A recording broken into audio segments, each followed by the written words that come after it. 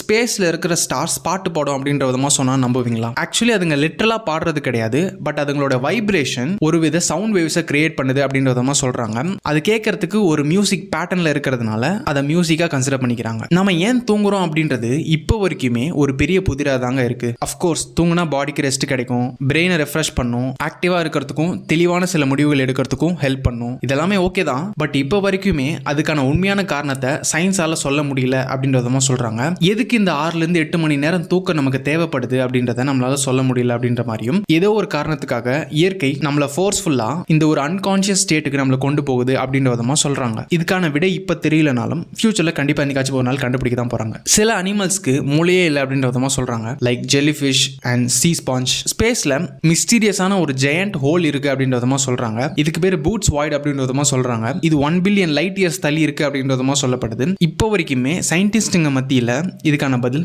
கிடைக்கல.